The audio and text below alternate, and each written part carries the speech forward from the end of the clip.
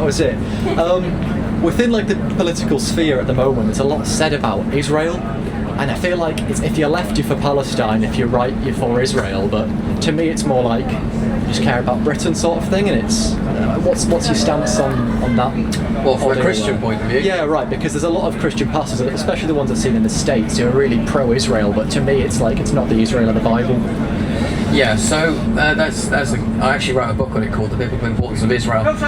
So it's a long subject. So I need to start first off, I don't support Israel necessarily politically. Yeah. Because you get political leaders like, I'm not particularly proud of Britain right now because I don't particularly like where we're going as a nation. But so it's a little bit more nuanced than that. But biblically, Israel has a key part to play in the end of days. Okay.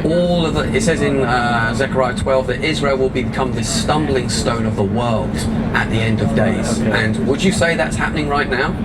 It is the stumbling stone of the world, isn't it? Everybody's like, you either love Israel or you hate it, and so we are seeing that. So for me as a Christian, I keep my eye very much on Israel because I know, we're getting into theology now, but that's where Jesus is coming back to, because he's Jewish, he's coming back to Israel, and that Israel will be the central theme of the end time war. So that's why, as a Christian, I sort of stand with Israel on that respect, but I don't always necessarily agree with what they do politically. I think sometimes they've done some things that I'm just like, oh, goodness sake, Yeah. Well, you're bound to. Yeah. Just like any government, Does that answer your question?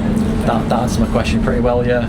Yeah. It was just relating to like its nature as like a modern state, and if it obviously you've said there that it'll be, what was it, the stumbling block of the world or something? Stone of the world at the end of days. Yeah. Okay. In other words, it's something that everyone's going to like trip up over. Yeah. It's going to be, And I mean, you look again. I mean, we're in Britain, right? And even our local politics is being determined by what's going on in Palestine or Israel. That's sort of what I was getting at. Yeah. And really, if I'm honest with you, politically, I think it shouldn't be. Actually, I mean, it does in politics in the sense of who are you siding with on the international arena? Yeah. Because really, one thing we need to understand about Israel is they are literally the last bastion of Western civilization in the Middle East. They're the only democracy in the Middle East. They they're very democratic, and they're very much almost like British society, but in Israel, whereas they're surrounded with a totalitarian regime that wants to see their annihilation and destruction. That's hard. Imagine, right, we're here in Britain, and France wanted to obliterate us, Russia wants to obliterate us, everyone all around us wants to obliterate us. That's a hard world to live in, and Israel is like that last threshold, if you like, of Western civilization. So that's why I think politically we should support it, because if you support instead, because it's not just about Palestine, what you're really saying, are we supporting Hamas? Are we supporting terrorism? Our government can't even call out the IRGC as being a terrorist organization. Do we want to be friends with totalitarian states that wanted to see the destruction of Israel, and also called America and Britain the lesser Satans?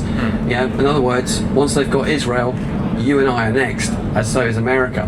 So from a political point of view, we have to be very careful where we're putting our eggs in which basket, I think, in the future, because it could fundamentally change the dynamics of our world forever. That's what I think anyway. What do you think? I'm without a strong opinion on that one. Yeah. It was more just there seems to be such a massive discourse on a nation the size of Wales in the Middle East. Exactly. Yeah. And so why are people getting so het up about this place called Palestine? The reality is, and I hate to say this, it's not actually about Muslims. People say it is, but there are Muslims right now in China that terrible atrocities are being done against Muslims, but nobody marches in the streets about that. There is a literal genocide going on in parts of Africa now against Christians.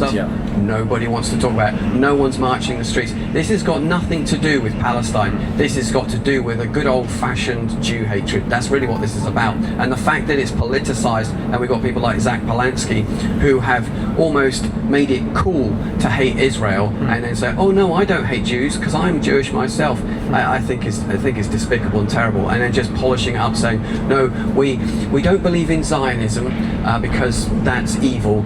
But but we want to see we do want to see Palestine established and stuff. And what they're saying is, if you're anti-Zionist, it means you don't believe that Jews have a right to their own homeland or their own state. And it's like, who are we to determine that? Even our government came out with it last year. We declare that Palestine is now a Palestinian state and all this kind of stuff. It's just like, what are we doing? Anyway, but Israel is a big nuanced subject, and we could arm wrestle and debate it till the cows come home. But yeah, and I do get it's a very charged situation. But I think it really does come down to either just simple Jew hatred. Actually, a lot of it really is. We just hate Jews, and that's why we hate Israel, and that's why we accuse them of genocide. Interestingly, all the same things they accuse them of today is exactly what Jew haters accused them of throughout the Middle Ages or through any other time of history. They kill children, they eat children, they do this, they do that. It's always the same. And I'm not denying that stuff has gone on in the Gaza Strip that I'm sure Israel aren't proud of. But at the same time, Israel have a right to defend themselves when they're attacked by Hamas, like a terrorist regime. Politically, am I England first? For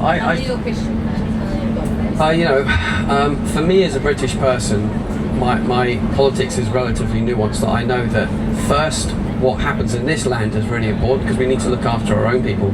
I do think on the international arena, we need to be mindful of the Middle East and know that if we don't stand with Israel, even though you might not agree with them politically, they are really the last bastion of Western civilization. If they get taken out, we're next, and so is America. That's what I personally believe. That might sound extreme to some, but there we go. That's my thoughts on it. And I think politicians, for the most part, should be here interested in British values and British laws. We've had a lot of Muslims that have come to politics and come into the Houses of Parliament, and they're like, we want there to be the genocide in Israel to stop and all this kind of stuff. It's like, no, you've got to be concerned about your local constituents. Let's focus on our nation first. And I could go off on one. I had a big argument with a Liberal the other day saying, you must stop the genocide that's going on in Palestine. I said, let's deal with our own genocide first. He's like, what genocide? I said, because of Liberal policies, 1 in 3 children, British children, are being terminated in the womb.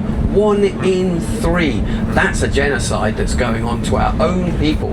I said, we'll deal with, once we've dealt with that. It opens a whole new can of worms. It does, yeah, but that's the point. They don't see their own hypocrisy. They don't see what they are doing to their people in their own nation, because they just actually they're so blinded by their hatred of the Jews that they can't see their own atrocities that they are guilty of in our own nation. So I'm on my soapbox now. I'll come off now. Okay, yeah. No, that answers my question. That's all I had for you there. Brilliant. It was nice to meet you again. Yeah. All right, mate.